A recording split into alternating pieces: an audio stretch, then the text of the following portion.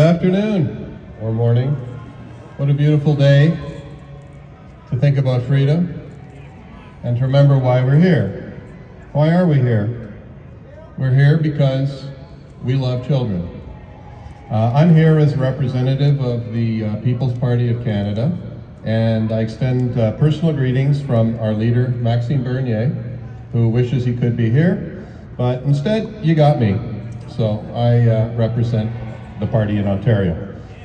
So our party could be summed up as a party of freedom. And one of the most important freedoms of all is the freedom of children to be children. Like, that's a precious thing. And in modern times, children are bombarded by all kinds of information and ideas and ideologies that can be very confusing. And unfortunately, there's just too much sexualization of children in general. Children need to be allowed to be children.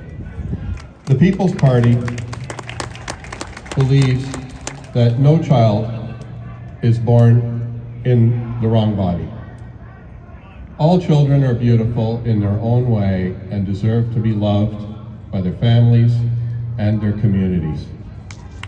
Our duty as parents, and I am one, is unfortunately has become a duty to protect our own children from our governmental institutions.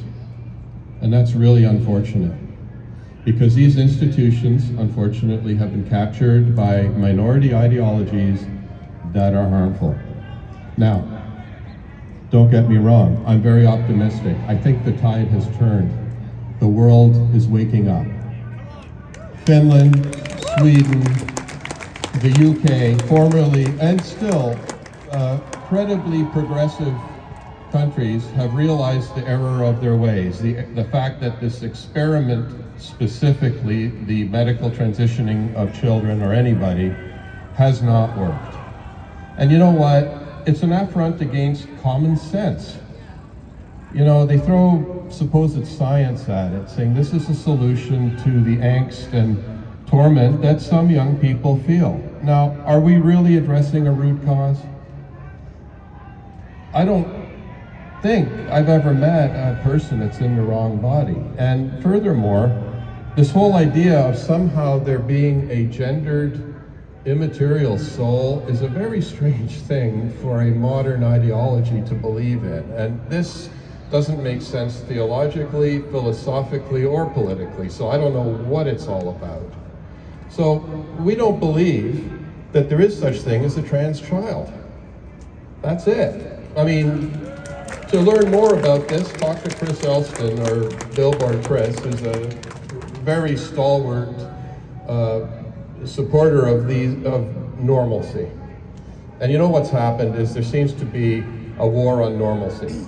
Children crave guidance. Children are carefree. Children experiment, they have fantasies, and they're often confused. And puberty is a rough time for everybody. I think anyone who says puberty is wonderful is a liar.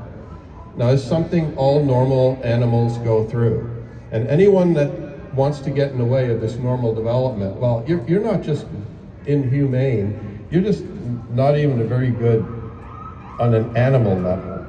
And these parents that do that to their children, I really feel tormented about this. So politically, the People's Party really doesn't like the government stepping in except to defend people's rights. And one place where we reluctantly feel it is okay to step in is to protect the freedom and rights of children, sometimes even against their parents. I know this is a complicated battle of rights and battle of responsibilities, but we do all have a responsibility to take care of our children. The cliche is children are the future. And you know, our civilization is failing to reproduce adequately to maintain itself. And so when we're bringing in mass immigrants to try to somehow mitigate some perceived lack of reproductive rate, like, why are we sterilizing children right now. Like, to me, the thought, like, I mean, this is an all ages situation. I don't want to get into it, but some of what this medical transitioning does is quite disturbing, and I would not wish this on anybody. So anyway, the People's Party of Canada stands behind ARPA and Let Kids Be. I really don't have much more to say because your organization says it quite well, and I'll sum it up. I mean, I don't know where this trans thing came from. It's very new. It hasn't been around for eons, but our traditions have. No loving God. Why would a loving God create a tormented creature like a trans person? And ignoring religion, how would such a thing evolve? Because such things can't reproduce. It's an evolutionarily dead end. Therefore, it is a social contagion. Gender's a social construct. That sounds bad, but you know what? That means we can change it with our stalwart belief in our traditions and in the idea that there's a normal way to be and that children can be diverse. Let's celebrate neurodiversity and let kids grow up the way their destiny asks for. The PPC would repeal Bill C-4, Bill C-16 to eliminate the federal level problems such as compelled speech.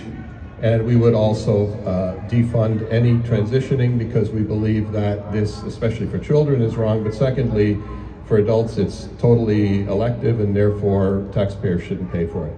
But let's celebrate children. Let's let kids be kids. Thank you.